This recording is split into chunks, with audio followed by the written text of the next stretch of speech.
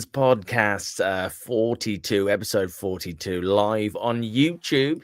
Tonight, joined by Mr. Dreamy, Mr. Kidderminster, and my favourite, Mr. Favourite, but he's not here. Comments are open for you to get involved with, and people have already. It was never going to be pretty, was it? Chorley aren't known for their dynamic, free-flowing football. 3 points required and 3 points attained with 3 goals to boot as well, which we look at shortly, okay? But first, Tuesday night and another loss against Marine. John, tell me about it. Tell me, mate.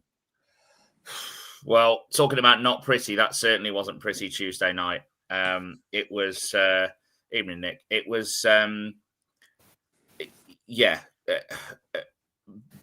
awful is probably a fair summary. I think that those that were there at the 5-1 loss to Radcliffe, even though Tuesday was only 2-0, I felt like the performance was very similar. I thought from the off, our heads were down. We showed very little confidence from the first 5 minutes, really. We had an initial spell where we made a bit of running, but for the majority of the game, it was long ball after long ball after long ball. And sometimes that's what games require in this league. But for Tuesday night against two of the biggest centre halves in the league and a team that sets up to deal with that and play against it, it was just the wrong way to play, unfortunately. And those things that did fall for us, we just didn't take. We looked a gift horse squarely in the mouth twice. By not taking advantage of 2 open goals and 2 awful mistakes from them. I think a better team than Marine would have absolutely put us to the sword. The Gayassi that we saw on Tuesday night, thankfully, wasn't the Gayassi we saw yesterday. And I'm sure that he will, in years from now, be having fever dreams about being 10 yards in front of an open goal and putting it out for a throw-in. But I mean, it was terrible all over, really. That I can't think really of any positives from it. However, yes, those players walked off the pitch to a man with their heads down. They looked defeated men. They looked absolutely just done with the game. Really, they just looked like they'd had enough. And I think to go from that on Tuesday to what was a really strong mentality yesterday, every single one of those players deserves a hell of a lot of credit for turning that mentality around, because honestly, I've rarely seen a Harriers team look so downbeat and defeated coming off the pitch. And I shouted at Amari and Adam Murray to say, right, it's your job to pick these players up. Now we go again Saturday. You've got to pick them up, because they all just looked defeated. And as fans, we felt defeated too. I mean, the drive home, there was a point on the M6 when it was down to 1 lane and the sat-nav added an extra 45 minutes onto the journey. And, we were halfway. We were about 5 minutes outside Stoke, and I looked at my good friend, Adam J. Matthews, and I nearly said to him, should I just stick it in the central reservation, mate? Just, because it was dour and one of... I don't think I'm exaggerating when I say one of the worst away days that we've had. Lovely people at Marine, lovely setup, but unfortunately it was dreadful. So let's move on from Tuesday, because no, John, were you listening to REM? Everybody Hurts in the car. Everybody. That's it, mate. I think that was the point. If I turned on the radio and that had come on, then I think that would have been a different story. We'd have had to get Matt in tonight, possibly. That the thing. Nick, evening, Nick. Noted you were late, my friend. Evening. Any entertaining elements to report from yesterday's game? Well, we won the game, so I guess there's that. 3 points against Chorley, I think, is something that should never really be sniffed at, regardless of the fact they maybe weren't at the level that we've potentially seen of them in the past. I thought they were really good at Agbra last season. So I'm not saying they were anywhere near the level they've previously beaten at, but you still have to beat what's in front of you. And I thought in the end we got that job done. Was it pretty? No. Was it overly entertaining? No. But I'm not sure that's the team we are at the moment, and potentially even the team we're aspiring to be. So I think that's a good 3 points. I thought Giassi's goal was, lovely bit of brilliance. So that that was a nice positive for him to get off the mark, and I think we are starting to see what he can be capable of. I think the more confidence he gets, I think Adam Murray said he's a confidence player. I think we're hopefully yet to see the best from him, and when he gets confident, I think he could be a real handful at this level. And he's one of them players I think that maybe plays in streaks. So now he's scored, we might see that for the next 4 or 5 games he starts to pick up a few more goals. So I quite enjoyed his performance. I thought Obi again was really good. Commanded the aerial piece, which he tends to. Just did what he tends to do all season. The benefit this time being there wasn't that individual error that sometimes creeps in. So I was pleased with his performance. And again, I'm not going to say he was a star man for us, because I thought Riley Reynolds especially was really good yesterday. He looked like the Riley Reynolds of last season, just full of vim, vigour, covered the ground, aggressive. Just a really good performance from Riley, I thought. But I also think Dibble made a huge save at a key moment in the game. I was right behind. It was at the second half. A ball's opened up and someone's whipped it sort of bottom corner. It's on the highlights. Dibble gets down to his left-hand side. I thought it was in. As soon as he left his foot, I thought, oh, God, that's a great finish. Brilliant save from Dibble. There's been some chat that Dibble should have done more for their goal, which, when you slow it down, you see how high the ball loops up. Yeah, it did look high. That's not nonsensical comments that he should be doing more. It's, that's just never happening. He's wrong-footed. He's never expecting that to happen for starters. And when it does, the ball is well over the crossbar height when he's looking up at it, and it obviously dips in with spin. So a bit harsh on that one, I thought, but that seems to be the narrative at the moment. I think if we're worried about our goalkeeper being the reason for kind of maybe our lack of performances or excitement or ability to go and grab this league by the throat, I think we're looking in the wrong direction. I think the negative, if you want, or limiting areas, I think yesterday, where we just don't play with enough width. When we brought Walker on, I think fair play to Murray, the substitutions he made yesterday. We'll talk about that later. Made a real difference. And I think a part of that was one of the players we brought on offered us width. And of course, one of the goals comes from a great cross from that width. And I think moving forward, that has to be, certainly with some of the players that we've got. I mean, Walker, Zaziba, potentially a new signing coming in this week, which I won't spoil. I'm sure we'll talk about. These are wide players. Mooney was a wide player too. Let's use that where we can. We've obviously got some good quality deliveries available. Divine, another one. So yeah, Workman, like 3 points. I'd say it was 2 fairly average National League North sides yesterday. Thanks everyone for the comments coming in so far. Phil Lynch, Phil from Harriers online forum. Phil, we'll talk about you shortly, actually. Says, which one on the panel missed the first goal yesterday? I reckon that's probably John in the pub, right? It absolutely was not John in the pub. It was Nick in the pub. Oh my goodness me! Oh no. So right. Yeah. For a burger. Here we go, Dan. Here we go.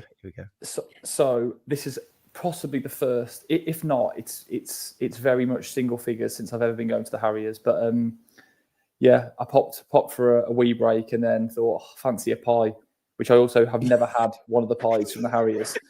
And the service was slower than I'd anticipated, and I heard the roar. Thought, oh no, as if. So my moment of seeing the Giassi goal was about 2 hours ago on the highlights. So unfortunately, I've been called out on that one, and I've missed it, which is very, very rare for me. Don't miss many for going to the toilet or queuing up for a pie. Which pie? Do you have a cottage pie or? Honestly, right. So I'm not gonna hide my feelings with this one. The steak and ale pie I had yesterday from the Harriers was absolute elite level. Wow.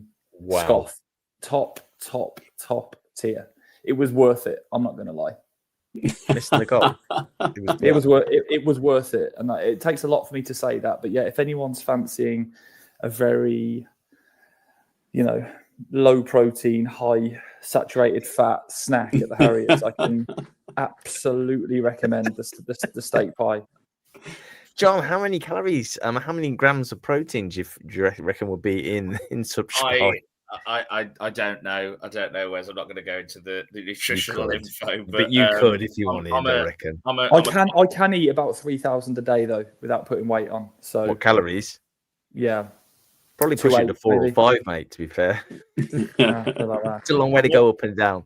More of a cottage pie man myself. Oh yeah, that's if you want a great pie, the Gardeners, Starport, great pie.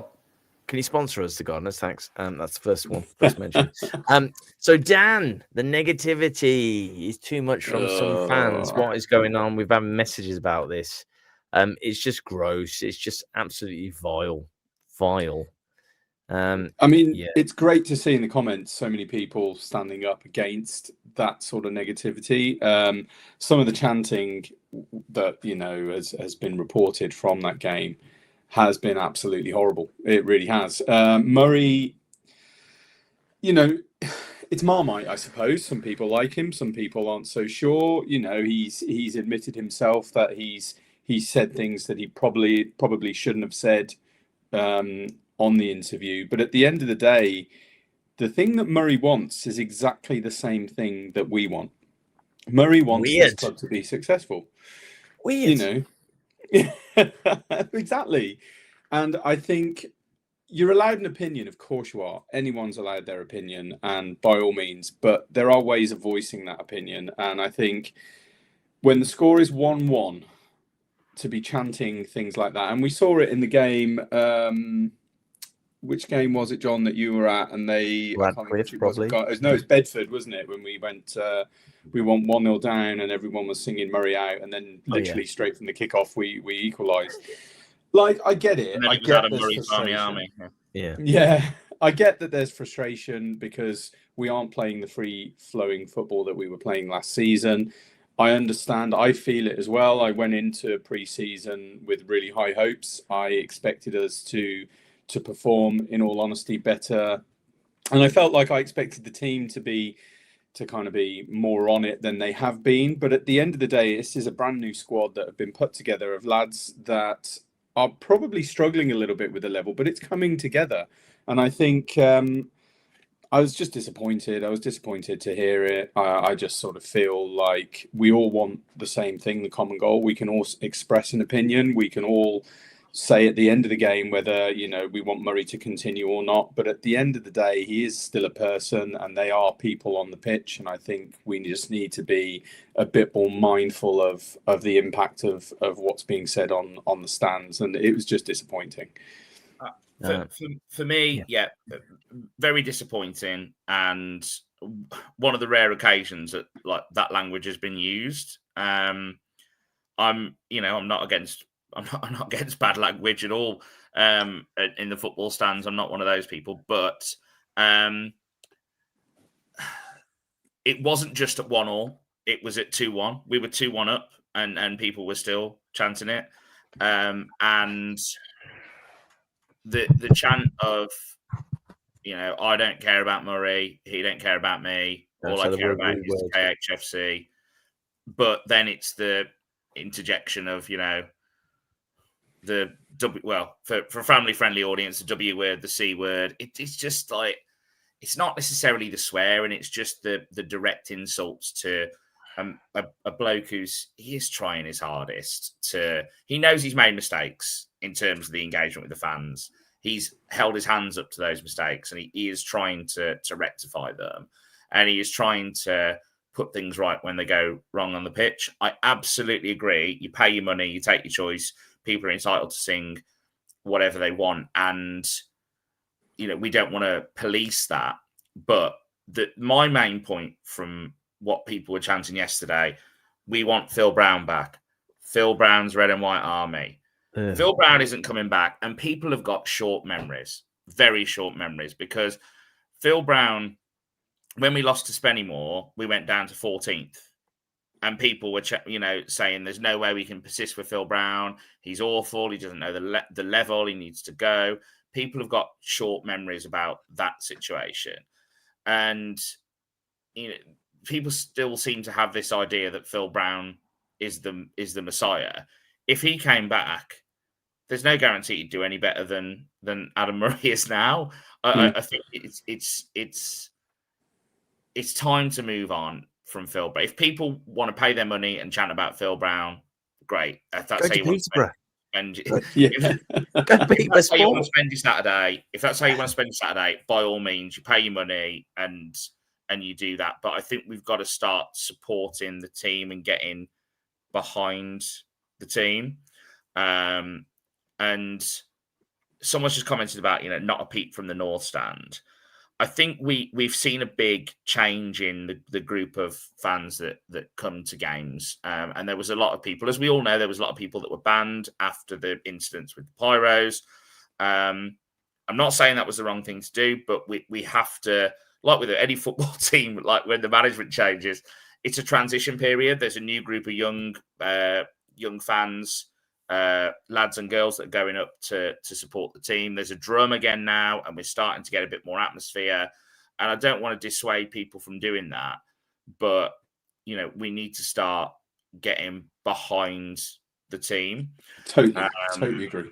I would say though, and credit to the players, they all heard this. Murray heard it, everyone heard it, and it seemed to galvanise them.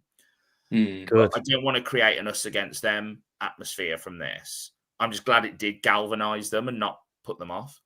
It was the same in the Bedford game. So there have been two matches that I can think of at home where there's been sort of calls for Murray to get sacked or just sort of negative chanting towards Adam Murray.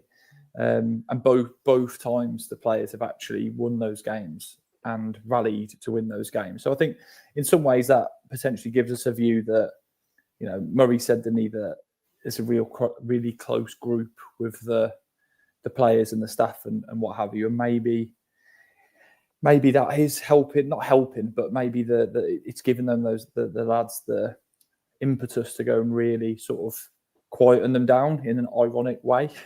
But no, I'm kind of with you. I think, it's great to make noise. It's great to make atmosphere. But if the energy levels and the velocity of the singing was, Harriers-based songs and positive songs throughout the game, I think that would be a better way of doing things. Like you say, John, everyone's got the right to say and do, not do whatever they want, but say whatever they want in the ironic, weird scenario that is a football ground where you can say what you want.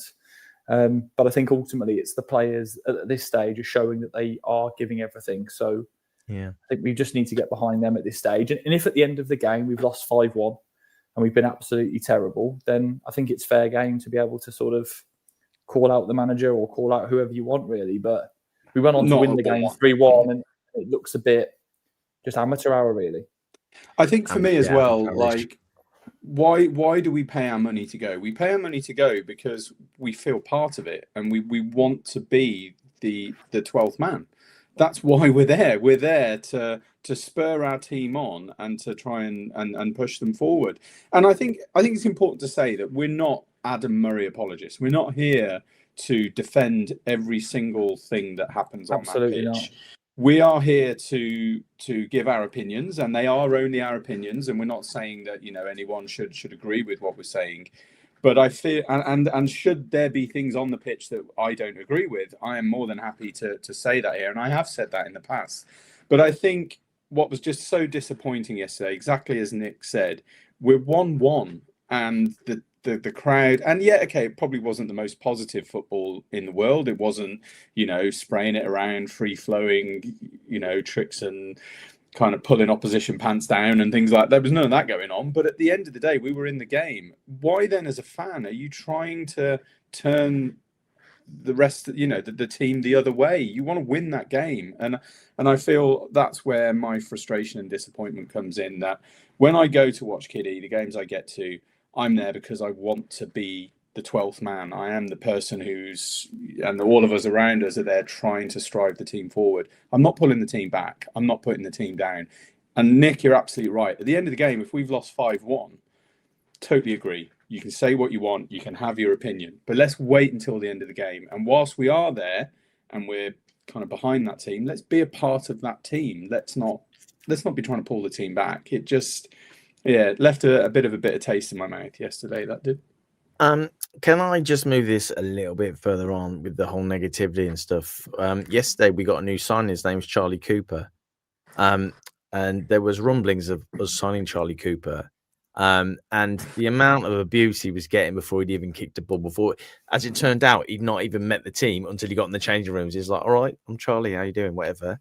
He's played 350 games, like in the league and in the conference and a few in the South, which he won the South. He won the conference.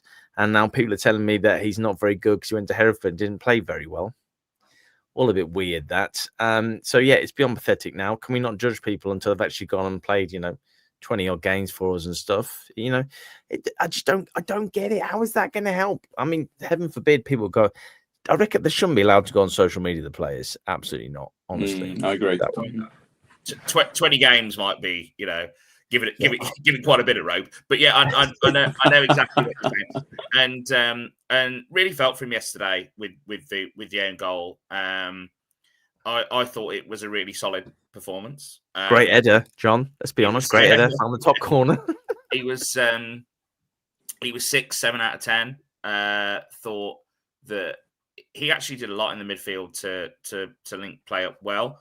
I thought in the absence of Jack Clark, he played that role very well. And I also thought with how well he got around the width of the pitch, he enabled Cam Candola to do what he does very well, which is win those second balls and try and close down the opposition. And I thought the way that the team was structured yesterday, even from the off before we made the changes, I don't think was bad.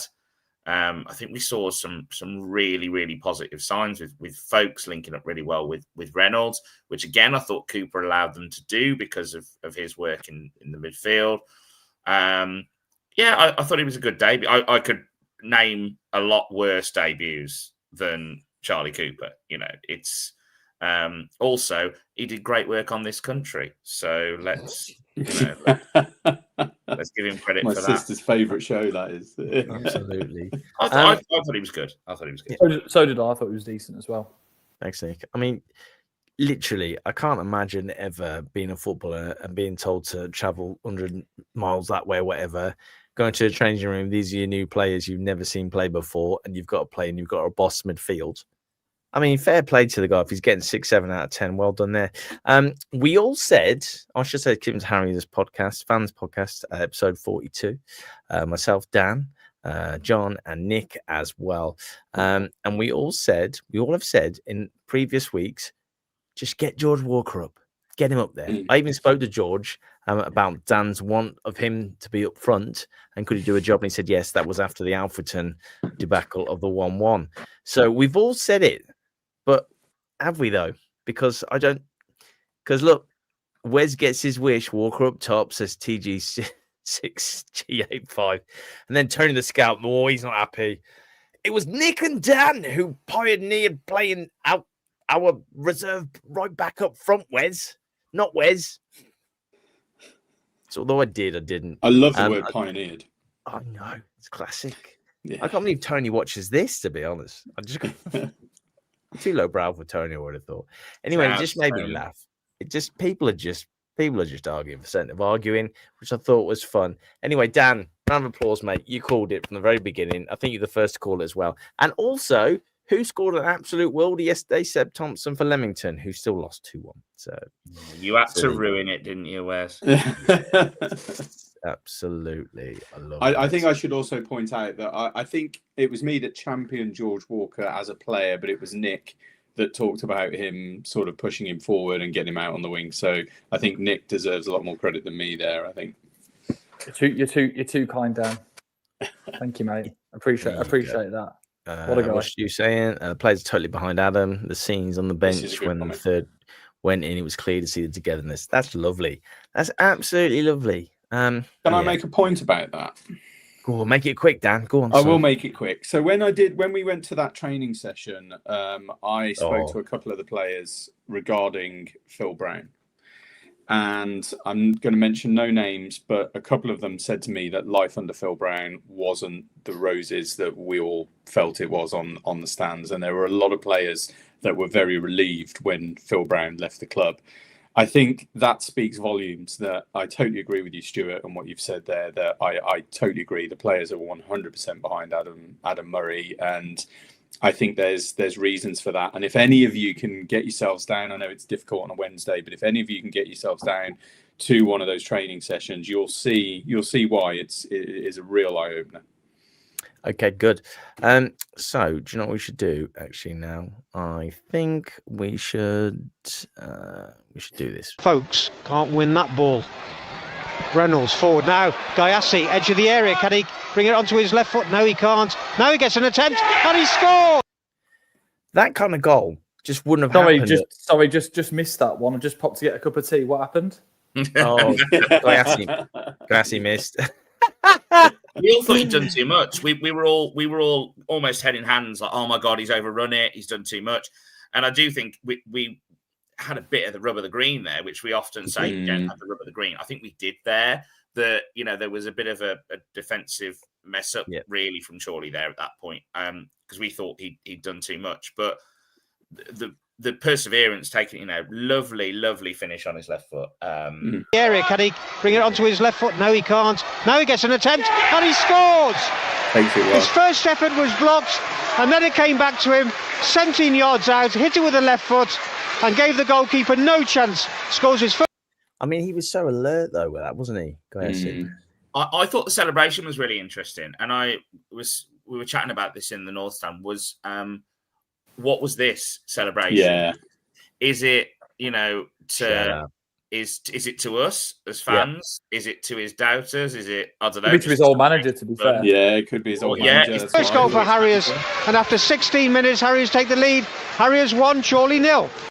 It might have been directed down the A14 to Kings Lynn. Who knows? But I was so pleased for him. Really, really pleased for him. And Wes, in our group chat beforehand, you said 3-0 Gayassi to score the first. So you were only one unlucky own goal away from it, mate. I can't be mad at that. I mean, what a header, John.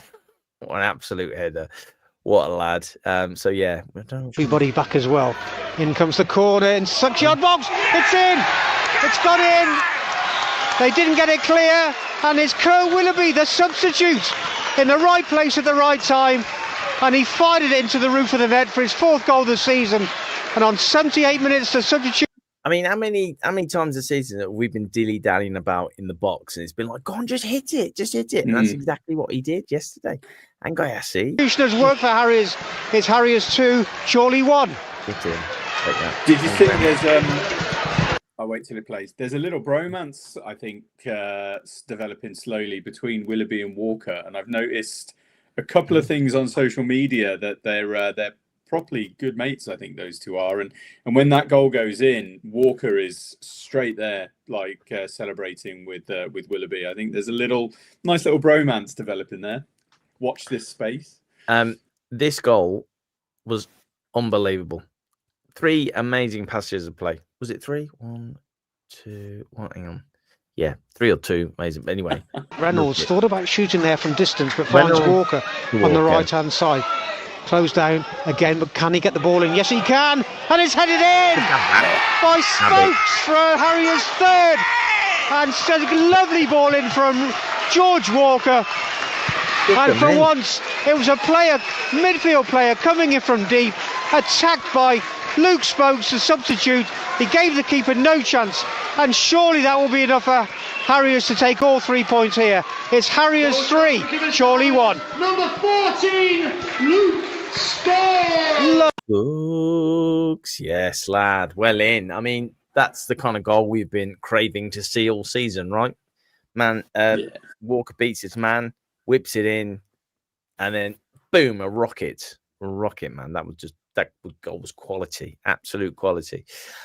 So yes, was that third goal good in real life, Nick? Yeah. I think Spokes has got goals in him. To be fair, he arrives late into the box. It's a fantastic ball from Walker, but it's a nicely, really nice timed run. Like Murray said, David Platt-esque, just arriving on the money. Great header.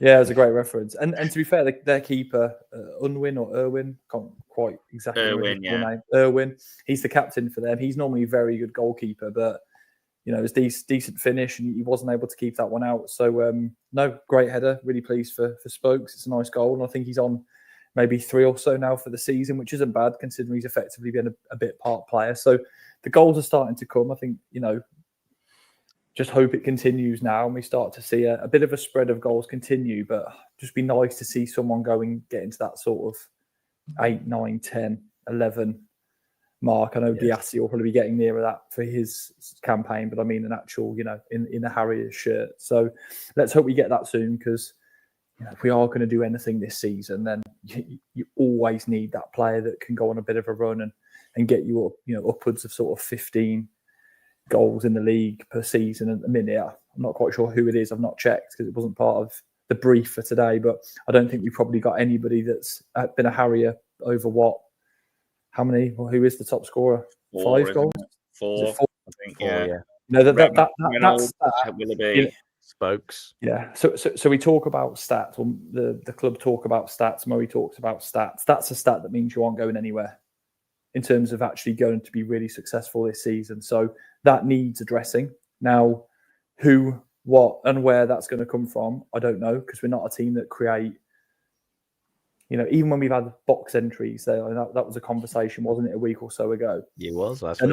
They're not clear-cut box entry opportunities, shall we say. There might be entries to the box, but they're not going to increase your XG. I think that's, but once we get into that world, if we're still missing lots of key chances, for me, it's a perfect storm, really. We don't create loads of clear-cut chances. When we do, we haven't taken them. And there lies the problem, really, across the season so far. Absolutely. I think with those mentions of XG, box entries, those kind of things, I think there are quite a few people that go to Agba on a weekly basis who are going to take that into account and appreciate those kind of things. There's probably an equal amount that aren't going to know or care about the relevance of those stats. And there's a lot of people for whom box entries aren't going to be relevant unless they're watching Deal or No Deal. It's just not something that really I think. Is that a mix of upstairs, downstairs? Yeah. So people run upstairs, they get a box entry. Now, I think it's almost like we haven't scored, but we've done really well here. It's almost like trying to reiterate, well, we're actually not too bad. We're trying. Actually okay. We're trying, Mom. We're trying. I think we can all see they're trying. They are, yeah. Apart from points at Marine, but we agreed to move past that. It's gone. I think it's just more ammunition for people, and I do feel like people are looking for ammunition to have a go at Murray, and those kind of things that are things that should be positives are actually being used as a reason for him. Saying things like that are being used as a reason why he's potentially out of touch with the fans. And I think, again, like Dan said, we're not Adam Murray apologists. And from the strict, and I as I said to him, we're going to be here long after he's gone, and he completely agreed and said he's just here to do his best and take the club to where it can get to while he's here. But in order to do that, we need to see more of the kind of thing that we saw yesterday, which is the right decisions being made and players being galvanized by the fans or each other. And I thought yeah, there were certainly far more positives than negatives yesterday. Paul has sent us a message. He says, "What time are training sessions?" I just want to point out that we don't put the training sessions on, Paul, and we're not in charge of invite only, isn't it? Basically, yeah. Invite you have only to for the training spend. You have to spend so much money in the club shop as a season ticket holder to get the invite. I can't remember how much it is now, but £1 million. Dan, I think it's something they do sort of periodically. I Oh, guess okay. Sorry, I thought it was because I'm guessing, but I just assume that if you think about, well, again, this is purely just assumption, but with things like the club shop, they probably make a lot of money during the summer. Then it kind of goes a little bit dead depending on how the team's getting on, and then you've kind of got November to try and drive some sales. Then you've got the Black Friday, then you've got Christmas. I don't know whether they sort of do a bit of a October, spend some money, get to the club's training session. Yeah. November's Black Friday, they'll do various deals to drive sales, and then it's Christmas, isn't it? So maybe it's a bit of that. I'm not sure it's an ongoing. Spoken like a man who's truly driven by KPIs there, Nick. I do enjoy a KPI. Liam, KHFC. Liam, good evening. Nice to see Nick actually show up this week. Hashtag Rolex. No, hashtag, yeah. Hashtag Rolex. Happy days. Hi, Liam. Right, so we've got to address the elephant in the room because it's been mentioned about 1 million times. Now, the rumours are, I mean, I don't know where we're going to get a striker from, to be fair. I have no idea where he's they could be through here. It's Hemmings, and he's one-on-one. Can he finish? Hemmings! I mean, his first chance, and he's taken it in the promotion. Just unbelievable. Oh, heady days. Yeah, beautiful. There we go. Brown, Hemmings, hits it early, and scores. He's done it again. Couldn't get a ticket for love and money to get in there, so watched it in the arms. Happy days. Happy days. What a day. I was there. What a 2 weeks. Yeah, same. Yeah, cheers, John. Cheers, Nick. Yeah. Cheers, guys. What a 2 weeks that was. Oh my God, what I'd give for that again. 2 weeks of just absolute joy and tension. Yeah. Probably should have just not done 2 weeks of it. Anyway, so that's the rumor that we're hearing. John, it was all over you, wasn't it, when you walked into the arms yesterday? Yeah, I've spoken to quite a few people who have said it's been confirmed. It's come through various sources that early this week, that Ashley Hemmings will be making his return to Agbra. He wasn't in the squad yesterday for Dagenham. I think he started one of the previous 4. I think they've made the decision to start Andy Carroll every week. Crazy that, isn't it? And he scored 3. He got a first half hat trick yesterday and then got hooked. Whether it was because he just wanted to get on the beers in Soho, I'm not sure. Nice. But yeah, seems like the player that we were all gutted who left after being an incredible talisman for us last season is 100%. Coming back. Supposedly, yeah. Obviously, we can't confirm anything, and we may end up. Oh no, John. Sorry. Citrus Lee has said he's coming defo. The Messiah is back, so that means it must be happening now. It must be happening. So I've put a couple of feelers out to people I know at the club asking the question, and they have gone silent. And to me, that's a pretty good indication that something's going on. Yeah, normally Dan, when just remember, Dan, club officials, they're not your friends. They're not your friends. They're not your friends, pal. They're not your friends. Nick seems angry about that, Dan. Like, you should know that by now. He's so angry. But the occasions when we've had rumours and I've put it to them, those rumours, they've always come back and said, no, it's rubbish. This is the first time that there's just been silence, not heard a thing. And to me, I think that is a pretty good indication that something is going on. So that's how I feel about it anyway.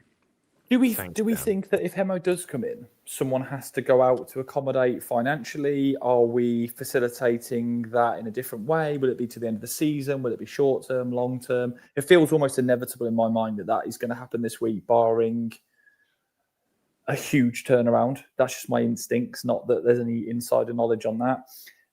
So yeah, I would. For me, it's a statement of intent. If he's signed up on loan until the end of the season, I'd be surprised if someone else doesn't have to go to accommodate that from a financial perspective. However, if they don't, I feel like that's been supplemented by Richard or an investor or someone who's gone, right, okay, I'm going to help you out a little bit here over Christmas. Because let's face it, we've got a series. Like if you're Murray and you've got that run of Chorley, okay, we got through it yesterday, so you're buzzing.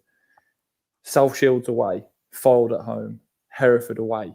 Like it could be season defining. It could be Murray's defining few weeks at Harriers. If he gets through that and can somehow get, 4, maybe 5 points from those 3 games as a minimum, and we qualify from the trophy, Hemo maybe comes in, notches a couple of goals, the perception starts to change. We've got a player where I think sometimes in football, the fans connect with certain players and teams more than they do others. Let's face it, over the last few years, we've been quite blessed. There's been quite a lot of fan, player, team engagement, the cup season, the promotion season at the end, etc. Hemo and Amari sort of represent the core of that. So for them to be back, I'm hoping that can re-engage, if that does happen, can re-engage the fan base and get that sort of positive energy coursing through the club, because we're going to need it over the next few weeks, because it could end up being, it's going to be one or two things for me. It's going to be defining for Murray in a negative way over the next 3 or 4 weeks, or we're going to get momentum. We're going to get results that you maybe don't foresee right this second based on how we've been playing. And maybe Hemmings coming back can sort of be a key part of that. Because if he's not, I do feel the next 2 or 3 weeks are going to be seriously difficult for the lads, given the opposition. And Hereford is a derby, regardless of how poor they've been this season. It's a derby game. It's anyone's game. How do we line up? So Hemo comes in. I mean, there's comments I'm looking at who goes out. There's people saying TSS, etc. But Hemo comes in. We're I hate to say it, we're a small front line if that's the case. Hemo, Gayassi, Willoughby, they're not big players. We've got Amari there. Where is the height? Do we still need the height? Does the system completely change? Like, how does this work? Hemo scored a lot of headers last season, if you remember. He scored an insane amount of headers for someone who's very small, which I thought was just weird. It'll be interesting to see what his confidence is like. Sorry, John. But his confidence will be like too. He's not exactly gone and set the world alight at Dagenham. But I feel like Hemmings is a player that needs to be loved. And if we give him that love and support from the outset, I think he might turn it on.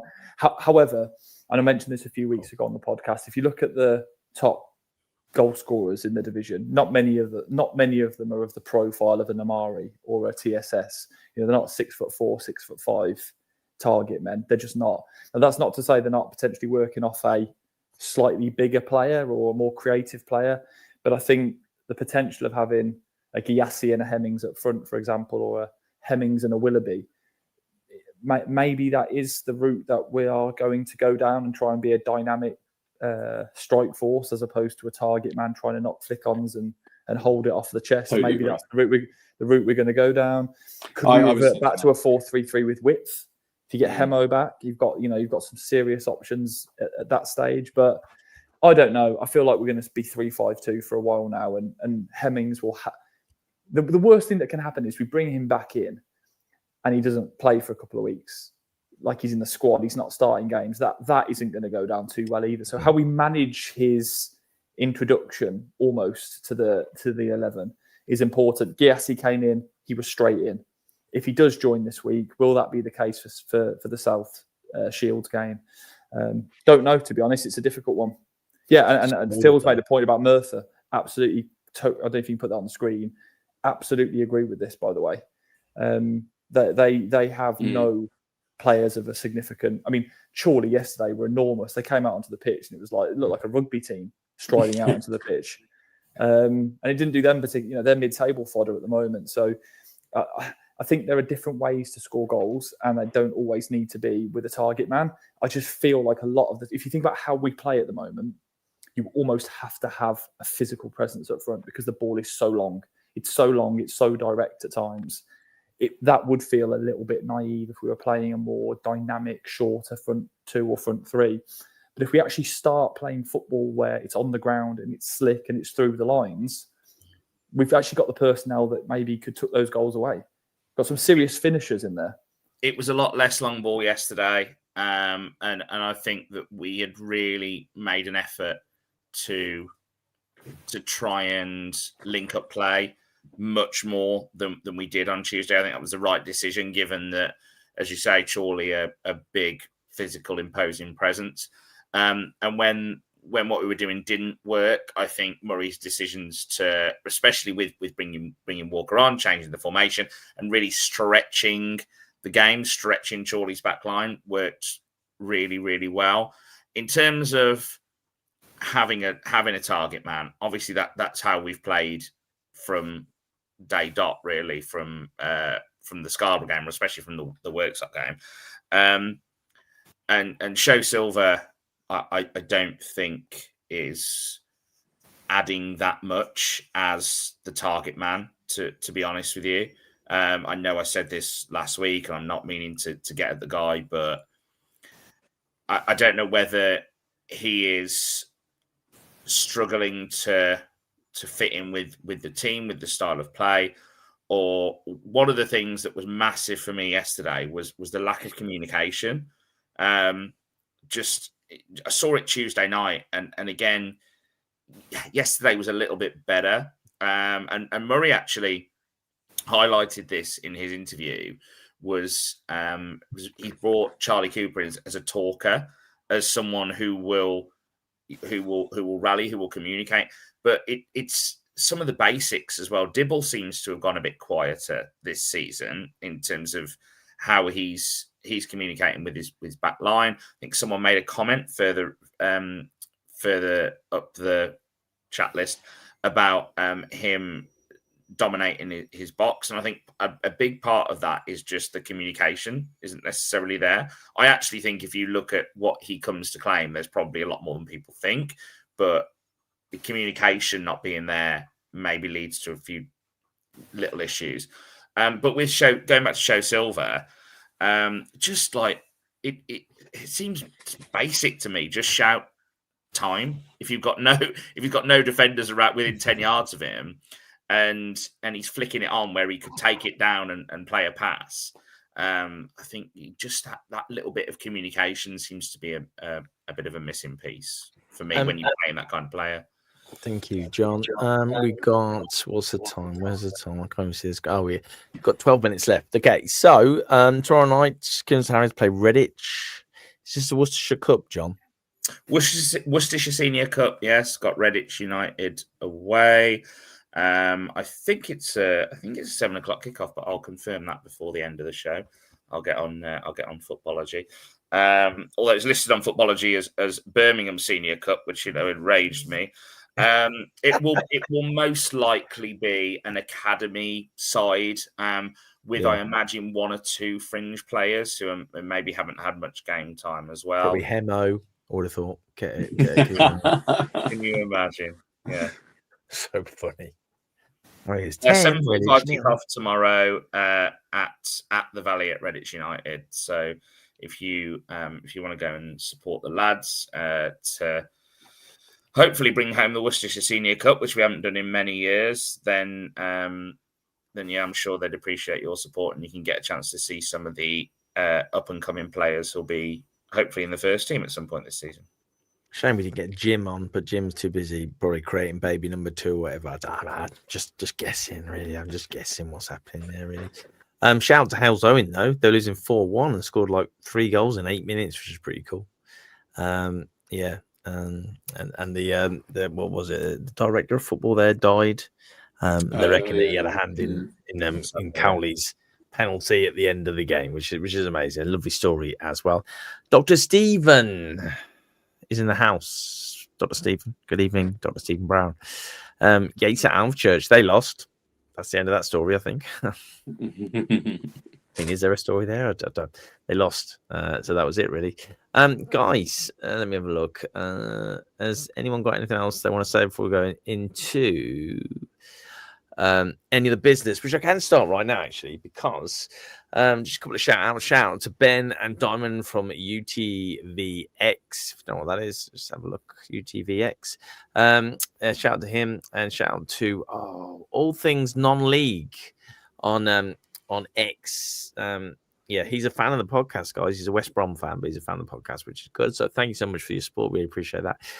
Also, I'm trying to speak with a fan or two for this Thursday from South Shields, because we're heading there, aren't we, John? To have a lovely Christmas market in Newcastle. Yeah, we'll be up at South Shields. Maybe give Phil Brown a call. He's a South Shields fan, isn't he? Yeah. I love that. I love that. I'm not sure I can deal with half an hour of him talking about the time, but yeah, never mind. Yeah, we'll be up at South Shields, and it's going to be a hell of a tough game. We've got 3 really, really tough games next 3, and the lads need support more than ever. Agreed. Yeah, if whether Hemo is in or not, as a team, it's going to be a challenge. But we've tended to raise our game against the teams that are a big challenge for us, and let's hope that's the case again on Saturday. Absolutely. Dan, any of the business, mate? Well, yeah, you've sort of touched a little bit on what I wanted to talk about, and that was the death of the chap over at Halesowen, and our thoughts obviously go out to those guys. I suppose I might as well come out with it and say I do work in cardiology. That's kind of my day job. Football is a very sort of high emotional place, as we all know, because it's why we go. And bad things do happen at football, and certainly bad things have happened, that I've been involved in, that members of my family have been involved in. And I just sort of wanted to go a bit nerdy and a bit geeky and just sort of say to people that the clubs do have defibrillators around the grounds, etc. Take a minute to find out where your nearest one is. So if the worst thing happens near where you're sat, or certainly within the block or anything, you know where to go and where to get them. Defibrillators save lives. They're wonderful things. The defibrillators we have in grounds now are automatic defibrillators, so you don't need training, you don't need skill. Just follow the instructions, be calm, and everything will be okay. So our thoughts go out to Halesowen, but to everyone else who's kind of going into Agborough, just see if you can figure out where the nearest one is, just in case the worst happens. That's all I wanted to say on that. So, Dan, honestly, this podcast, to start with, we had John with his parenting advice about, what was it, reading stories about ghosts to kids. Yeah, not that. And then now you're trying to save us all, you defibrillators, mate. Don't even try and charge me after this show as well. Yeah. So I mean that's deep. It's deep, and it's a Sunday night. It should be deep on a Sunday, I think. Maybe. So yeah, thank you, Dan, for that. Really appreciate it. And you know what? It's moved on a lot, hasn't it? Football, and you notice how more people there's been more issues in football grounds with fans keeling over or whatever, and it seems to be happening more and more and more. Is that just me thinking that? There are lots of theories about, sort of things going on and stuff that has happened over the last few years from a health perspective that we've all been involved in. COVID. I didn't want to say it. There are theories. It's COVID. But ultimately, I think it's been made more high profile because of the way games are stopped in these days. A member of my family had, I won't name him, but he had a cardiac arrest at a game, and the game carried on. And he's sort of he survived the cardiac arrest, and he still says that he's angry that the game didn't get stopped for him, whereas it gets stopped for everybody else. So what we can just you do? Carried on though, so you know what I mean. Yeah. KHFC TV, where is the Eastan defib, Dan? So I believe, and don't quote me on this, I believe. No. I'll tell you what. Not accepting that. I think actually, let me be a bit prudent here. I've got to be a bit careful. What I'll do, guys, is I will talk to the club. I'll find out where the defibs are, and I will put a short up on the KHFC, if it's all right with you. Whereas we'll do a short just directing everyone to where the defibrillators are around the ground. I think it's a really serious matter, and I think if I'm just guessing, I'm pretty sure there is one at the East Stand. I remember walking past it. But let me get the real information, and I'll do a short, and we'll put it out there so everyone knows where the defibs are. And that's why he is Dr. Dreamy. Thank you. Yeah. Thank you so much. I'm not a doctor, though, all right? It's important we keep saying that.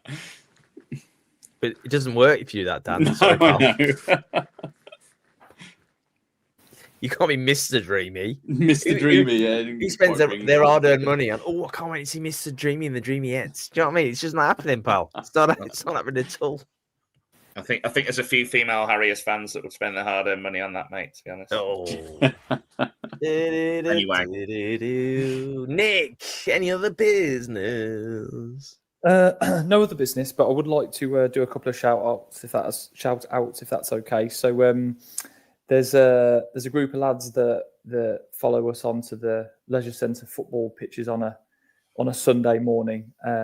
SEN group, and there's a lad there, David, who always comes up to chat to me, always asks me if I'm on the podcast, always says to me, is it on this week? He's a massive fan of the podcast. So David, I hope you watch it, mate. I thought I'd say hello and thanks for all your support. We really appreciate it, and a big shout out to those lads. And then finally, me and my mate coach an under-13s team like John. They didn't win a game last season, and this season we've played 11 and undefeated so far, top of the league. So really, really pleased for those lads, and they got a big win today against third place Kings Winford. So yeah, nothing of huge any other business really, but just a couple of shout outs, and thanks for those people, like I say, that give us support. It's really nice. Appreciate it. Shall we try and get this played at Agborough on the 20th of December? Yes. At Agborough, the lights are bright. Tell me, I even know the words now. Oh, Dr. Wes Steve. is talking, he's got lots to say. Dan smiling wide on this Christmas day. Oh, Santa, paint the North Stand red. Fill it with joy and cheer instead. We'll sing and shout, our voices strong. AFC Proud and Kidderminster Harriers. I've got a better idea. Which is, to be fair, I mean, it is what it is, right? It's are there any bands in Kidderminster, songwriters in Kidderminster, that would like to write us, very similar to what happened with Wrexham, an actual Kidderminster Harriers song? Now, I'm not trying to put any shade on yours, Wes, but I just think it would be quite cool if we were to maybe run that as a bit of a competition or a bit of I wouldn't say a rival, maybe just different strokes for different folks sort of scenario. So, yeah, if anybody is, I know Carl Wilkes, who potentially be watching this, he's a great singer. He's in a band. I'm sure there's other people here that watch and listen or know of people that are in bands, and I think that would be pretty cool, especially if we get like any exposure in the future. I think that's always a good opportunity for someone. But if not, failing that, we'll go with Wes's AI number. It's not mine. I didn't write it, but I didn't make it, but it was made for us. So made for us. Love that. Yeah. Why not? It was made for us. It was yes. Gary Martin saying yes. He's also saying thanks, Nick. I'm his dad. I'm not even sure what that. When you go back and read David and Nick. That's must be David's dad from the lads on a Sunday. So Nick, you're welcome, Gary. Good to see you and the lads as always this morning. Do you see the comment from KHFC TV there? What? You'll get 10 seconds just like Led Zeppelin do. Yes. I'd still take it. Next up at Agborough. Which is fun. It must be really weird for Robert Plant sat up there with his cheese board and hearing himself blasted through the speakers as he has an HPA and tucks into a bit of brie. I love that. Man alive. Did anyone go to the Emil Heskey night? Just out of interest. I didn't know. I wanted to go but couldn't make it. What if Michael Owen went? If he went where? That was the old partnership, wasn't it? Heskey and Owen. Yeah, Heskey Owen, yeah. Andrew's just mentioned there was groups singing sea shanties outside the ground yesterday. Yeah, they were raising money for Movember. for men's cancers, and I thought they were brilliant. They were really good fun. Probably not something that I'd play on Spotify again, but really good fun. Shout out to them for the perseverance and efforts in raising some money yesterday and getting a bit of atmosphere going. What a lovely thing to end on. Thank you so much, John. So I just want to say, listen, right, if you support the team, Kidderminster Harriers, you support the team, all right? The management, backroom staff, the chairman, none of that matters. You support the team, so get behind the boys. That is all we want you to do. And if you've got any grievances, please save it for after the game. That's what I would just suggest. Thank you so much, Dan. Are you Dr. Dreamy or are you Mr. Dreamy now? Because Mr. Dreamy, I'm Mr. Yeah, I'm not a doctor. Dr. Dreamy, thank you so much. And what was John? Mr. Kidderminster? Yes, of course he was. Of course you were. Dr. Kidderminster, thank you. Dr. Kidderminster. What is your PhD in, John? Carpet studies. Carpets, yeah. Thank you so much to you, Nick. Listen, well done. Gary Martin. Thanks, lads. Great cast. See you all next week. Says KHFC TV. I love that. What am I doing next week? Being very tired after traveling to Newcastle. Oh yeah. I think I'll be like Harriers went, and he won't write the script. I'll just be like, Harriers went to Newcastle, and it cost us like 20 quid for a pint at the Christmas market, because that's generally what's going to happen. Agranicist, PM, always top draw. What does PM mean? What does that mean? Anyone know? I think that's probably their initials. Oh, I don't know. Thanks again. Oh, everyone's just so polite. But I think we should just, there you go. Dr. Stephen. Oh, you don't beat him. You don't beat the doctor at all. But that's it, guys. That is it. Unless anyone's got anything else to say, I do not have anything to say. We'll call it there. So I will say, oh, wait a minute, that's the wrong one. I'll do this one. So I'll just say thank you to Dan, Mr. Dreaming. Thank you to a very tired-looking John. John, are you okay? Get some vitamin C in your I'm good, mate, but apparently don't look it. Tell your fears, pet. And thank you so much to Nick. Cheers, pal. Thank you, guys. If you just joined us, this will be uploaded on to YouTube just as we speak. As soon as it ends, it will be on there. Thank you, everyone who got involved and stuff. And we're looking forward to speaking to you after. Well, hopefully we'll get some people from South Shields to speak with us on Thursday, and that would be really cool. And if we don't, well, it doesn't happen. We'll see you at South Shields. It's about 1 million miles away, but not as far as Blythe ever was. So that's all really cool.